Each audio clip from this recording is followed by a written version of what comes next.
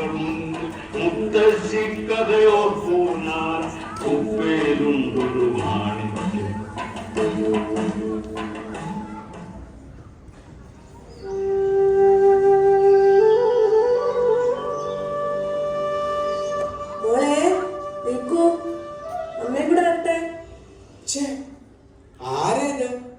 ആള് നിൽക്കുന്നത് കാണുന്നില്ലേ? സോറി, കണ്ടില്ല മാമ. എന്താ മോളെ ഇത്? നിങ്ങൾ കുട്ടികളും കൂടി ഇതൊന്നും അനുസരിക്കാതെ ഇവിടെ മാലിന്യം നിക്ഷേപിക്കാൻ തുടങ്ങിയാൽ പിന്നെ എങ്ങനെയാ? വലിയവരോ ബോധമില്ലാതെ പ്രകൃതിയെ നശിപ്പിച്ചുകൊണ്ടിരിക്കുന്നു. അതെങ്ങനെയാ? സ്കൂളിൽ A+ കിട്ടാൻ ഇതൊന്നും പഠിക്കേണ്ട ആവശ്യമില്ലല്ലോ. എന്താ മോളെ, സ്ട്രേഞ്ചേഴ്സിനോട് സംസാരിക്കരുതെന്ന് അമ്മ മോളോട് പറഞ്ഞിട്ടില്ലേ? അയ്യോ, മോളൊന്നും സംസാരിച്ചിട്ടില്ലേ? വേസ്റ്റ് ഇടുന്ന ആളുകളെ കുറിച്ച് ഞാൻ ആ കുട്ടിയോട് എന്തൊക്കെയോ പറഞ്ഞത്. അതിനിത്ര എന്ത് പറയാനിരിക്കുന്നു? അല്പം വേസ്റ്റ് ഇട്ടതിനാണോ ഇത്ര പറയാൻ? പറയണ കേട്ടാൽ തോന്നും ഇത് മുഴുവൻ ഞങ്ങളാണ് ഇട്ടതെന്ന്. അതുപോട്ടെ, താൻ ആരാ ഇതൊക്കെ പറയാൻ? ഇതൊക്കെ നോക്കാൻ ഇവിടെ ഗവൺമെന്റ് ഉണ്ട്, അതിന്റെ സംവിധാനങ്ങളും ഉണ്ട്. തന്റെ ഒന്നും ഉപദേശം ഇവിടെ ആർക്കും ആവശ്യമില്ല. സംവിധാനങ്ങൾ നിലനിൽക്കുന്നു, അത് ശരിയാണ്. പക്ഷെ ആരും അത് യഥാവിധം പാലിക്കുന്നില്ല. സംവിധാനങ്ങളും നിയമങ്ങളും ഉണ്ടാകുന്നത് തന്നെ ജനങ്ങളുടെ പോരായ്മകൾ കാരണമാണ്. ജനങ്ങൾ നല്ല രീതിയിൽ പെരുമാറിയാൽ ഈ നിയമങ്ങളൊക്കെ എന്തിനാണ്? നിയമങ്ങളോടുള്ള വെല്ലുവിളിയാണ് സ്വാതന്ത്ര്യമെന്ന് വിശ്വസിക്കുന്നവരാണ് ഇവിടെ ഭൂരിഭാഗവും. നിയമങ്ങൾ കൂടുതൽ ഉണ്ടായിട്ട് എന്ത് കാര്യം? ആളുകൾ അത് മനസ്സിലാക്കി പ്രവർത്തിക്കുന്നുണ്ടോ ഇവിടെ? മതി ഈ പ്രസംഗം. നിങ്ങളോട് പറഞ്ഞിട്ട് എന്താ കാര്യം? ഈ വയസ്സാം കാലത്ത് എന്തിന്റെ കേടാണ്? ഈ വേസ്റ്റിൽ കിടന്നു കാലം കഴിക്കുന്ന നിങ്ങൾ ഒരു വേസ്റ്റാണ്, വെറും വേസ്റ്റ്. എത്ര സമ്പാദിച്ചിട്ടും പണം കൈകാര്യം ചെയ്യാൻ അറിയാത്ത ആള് വേസ്റ്റാണ്, വെറും വേസ്റ്റ്, വേസ്റ്റാണ്, വെറും വേസ്റ്റ്. മോളെ, സ്കൂളിൽ പോകാൻ ലേറ്റായി. വന്നേ.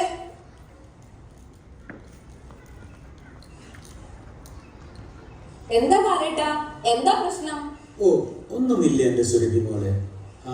വെറുതെ രാവിലെ തന്നെ തല ചൂടാക്കി. ആളുകൾ മാലിന്യം ഇതിന്റെ കരയിൽ കൊണ്ടിടുന്നു. അതും കൂടാതെ ഇപ്പോൾ തോട്ടിലേക്കും. നമുക്ക് ലഭിച്ച സുന്ദരമായ പ്രകൃതി ഒന്നുമല്ലല്ലോ നമ്മളിപ്പോൾ അടുത്ത തലമുറയ്ക്ക് കൈമാറുന്നത്. കാര്യം ശരിയാണ്. ഒരാള് വിചാരിച്ചിട്ടൊക്കെ എന്ത് കാര്യം? എല്ലാവരും ഇതുപോലെ ചിന്തിക്കണ്ടേ? എങ്കിലും ചേട്ടൻ പറഞ്ഞതനുസരിച്ച് 2 ആഴ്ച മുൻപ് പഞ്ചായത്തിൽ ഒരു പരാതി നൽകിയിട്ടുണ്ട്. വാർഡ് മെമ്പർ 2 ദിവസത്തിനുള്ളിൽ വന്ന് നോക്കാം എന്നൊക്കെ പറഞ്ഞിരുന്നു. പിന്നെ ഇതിനെക്കുറിച്ചൊരു വീഡിയോയും എന്റെ ചാനലിൽ ഇട്ടിട്ടുണ്ട്. ഞാൻ ഇവിടെ വരുമ്പോൾ ഈ പരിസരം എത്ര വൃത്തിയുള്ളതായിരുന്നു. ആ തോടുണ്ടല്ലോ, അതിൽ കണ്ണീര് പോലത്തെ വെള്ളമായിരുന്നു. നേരെ ചേട്ടാ, ഞങ്ങളുടെ ചെറുപ്പത്തിൽ ഇവിടെയൊക്കെ കളിച്ചു നടന്നത് ഓർക്കുന്നു. എന്ത് ഭംഗിയായിരുന്നു ഇവിടെയൊക്കെ കാണാൻ. തോടും പുഴയും ഒന്നും മലിനമായിരുന്നില്ല. ആഹാരത്തിൽ ചേർക്കുന്ന മായങ്ങൾക്ക് പുറമെ ഹോട്ടലുകാർ ഈ തോട്ടിൽ നിന്നുള്ള വെള്ളമാണ് ഉപയോഗിക്കുന്നത്. രോഗങ്ങൾ വന്നില്ലെങ്കിലല്ലേ അത്ഭുതമുള്ളൂ. അത് ശരിയാ. എന്തെല്ലാം മായം ചേർന്ന ഭക്ഷണമാണ് സത്യത്തിൽ നമ്മൾ ദിവസവും കഴിക്കുന്നത്. ഓ, അതിനിപ്പോൾ വിശപ്പിനല്ലല്ലോ ഫുഡ് കഴിക്കുന്നേ. എന്തൊക്കെയോ അലങ്കാരപ്പണികൾ ചെയ്ത് ഭക്ഷണം മുന്നിൽ കൊണ്ടുവയ്ക്കും. അതിൽ പകുതിയും വേസ്റ്റ് ആക്കും. അതും ഈ കാലത്ത് ഒരു നേരമെങ്കിലും ഭക്ഷണം കിട്ടാതെ എത്രയോ ആളുകൾ ഈ ഭൂമിയിൽ ജീവിക്കുന്നു. അതൊക്കെ പോട്ടെ, നിങ്ങളിപ്പോൾ എന്തിനാണ് ഇങ്ങോട്ട് വന്നത്? എന്തെങ്കിലും കാര്യമില്ലാതെ രണ്ടുപേരും ഇങ്ങോട്ട് വരാറില്ലല്ലോ, അതും ഈ നശിച്ച സ്ഥലത്തേക്ക്. നശിച്ച സ്ഥലമോ? എന്നിട്ട് എന്താ ചേട്ടൻ ഇവിടെ ഇങ്ങോട്ട് പോകാതെ? ആരും നോക്കാനില്ലാത്ത ഈ കിഴവന് ഇത് സ്വർഗമല്ലേ, സ്വർഗം. ബാലേട്ടാ, എന്റെ യൂട്യൂബ് ചാനലിൽ ഇന്ന് അപ്ലോഡ് ചെയ്യാനുള്ള കുക്കിംഗ് വീഡിയോ പൂർത്തിയായി. അതിനു വേണ്ടി ഉണ്ടാക്കിയ കുറച്ച് ഫുഡാണിത്. ഈ പരിപാടി കൊണ്ട് ഇന്ന് വരരുതെന്ന് ഞാൻ പലവട്ടം പറഞ്ഞിട്ടുള്ളതാണ്. പാവങ്ങൾക്ക് ഭക്ഷണം കൊടുക്കുന്ന പടമെടുത്ത് ആളാകാൻ നിനക്ക് നാണമില്ലേ കൊച്ചേ? വലങ്കൈ ചെയ്യുന്നത് ഇടങ്കൈ അറിയരുതെന്നാണ് പ്രമാണം. ഞാനിപ്പോ നന്നായി ബാലേട്ടാ. ഇന്ന് ക്യാമറ ഇല്ല, ഫോട്ടോയും ഇല്ല. ഇത് തന്നിട്ട് വേഗം തിരിച്ചു പോണം. അപ്പോൾ പിന്നെ ഉണ്ടാക്കിയതിൽ എന്തോ പന്തികേട് ഉണ്ടായിരിക്കും. അത്ര പേടിയാണെങ്കിൽ കഴിക്കണ്ട, തിരിച്ചു തന്നേക്ക്. നീ പിണങ്ങാതെ കൊച്ചേ, ഞാൻ ചുമ്മാ തമാശ പറഞ്ഞതല്ലേ.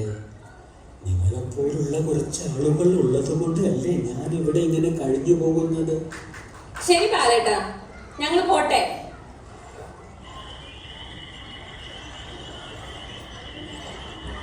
ईशान, वो लड़की का घर किधर है? रोहन इधर आसपास ही कहीं रहती होगी. वो रोज कचरा फेंकने के लिए इधर ही आती है. उस टाइम पे उसे उठा लेंगे. ये तो बहुत सुनसान जगह है. यहाँ पे तो कोई आता जाता भी नहीं है. लेकिन एक बूढ़ा आदमी इधर ही कहीं रहता है. शायद वो हमारे लिए मुश्किल भी हो सकता है.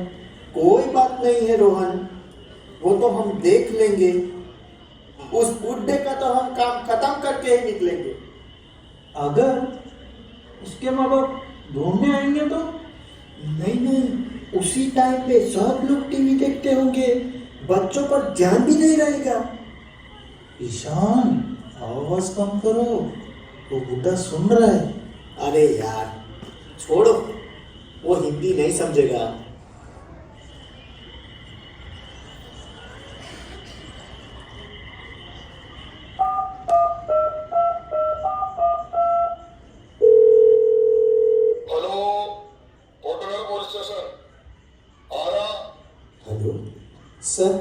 സർ ഞാൻ ബാലൻ. സാറേ, ഞാൻ ആ പടിഞ്ഞാറേ തോട്ടുകരയിൽ നിന്നാണ് വിളിക്കുന്നത്. ഇവിടെ കുറച്ചു മുൻപ് 2 എത്തിപ്പടിക്കാർ എന്തൊക്കെയോ ഗൂഢാലോചന നടത്തുന്നത് കേട്ടു. അത് പറയാനാണ് ഞാൻ വിളിച്ചത്. ഏതോ കുട്ടികളെ തട്ടിക്കൊണ്ടു പോകുന്നതിനെ കുറിച്ചാണ് പറഞ്ഞത്.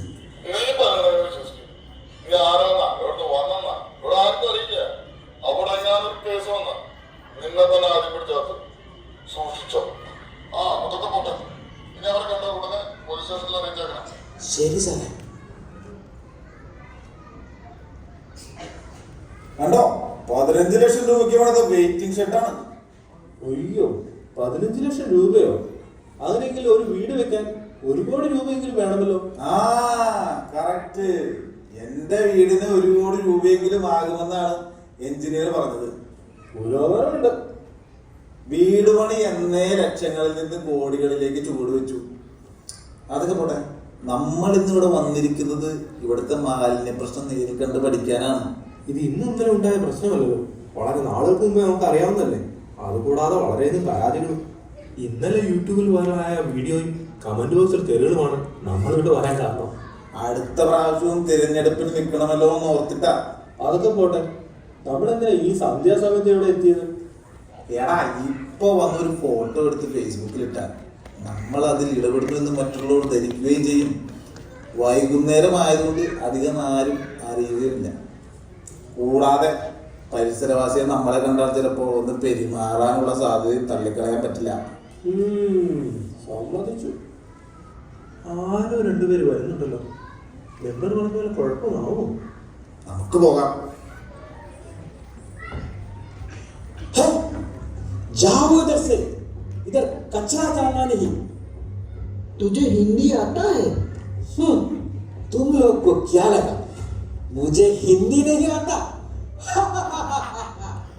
मुझे सब पता चला. നിങ്ങളെ കണ്ടപ്പോൾ തന്നെ പോലീസിനെ വിളിച്ചിട്ടുണ്ട്. അവരിപ്പോ വരും.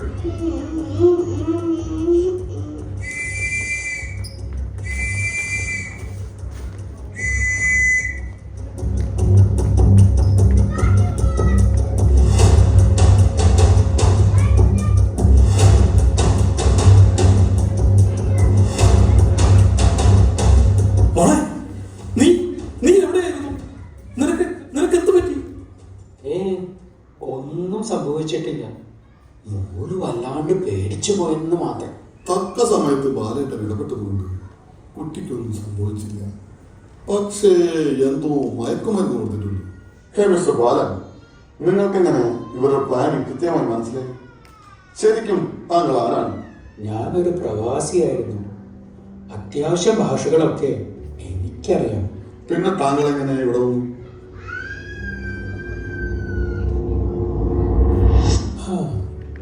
അതൊരു വലിയ കഥയാ സാറ്. ജീവിതം വലിയ കുഴപ്പമില്ലാതെ പോയിക്കൊണ്ടിരിക്കുകയായിരുന്നു.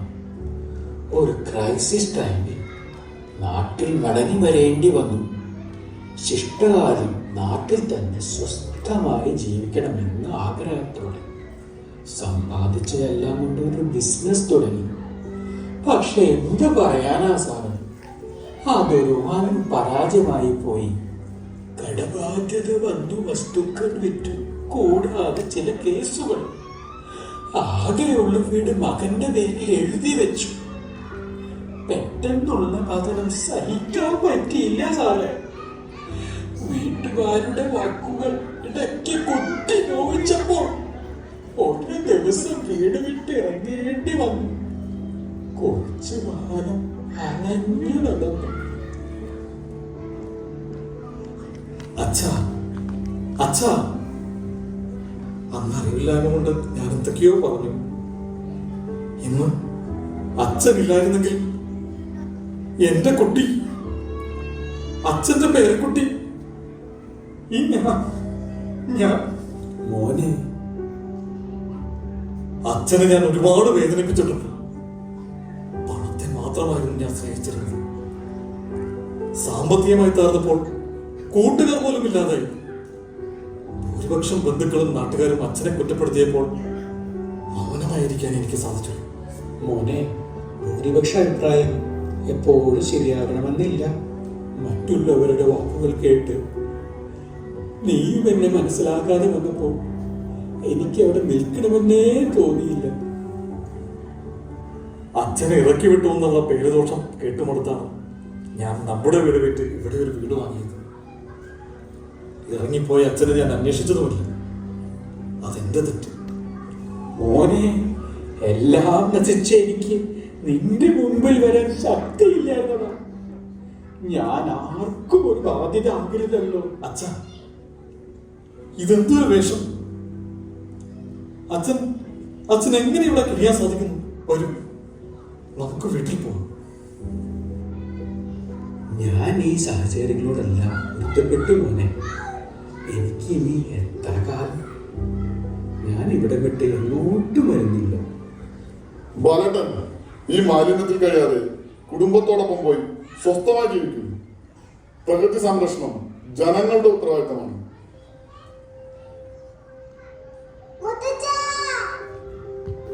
മുത്തച്ഛന്റെ കൂടെ വരണം. എനിക്ക് എന്റെ മുത്തച്ഛനെ വേണം.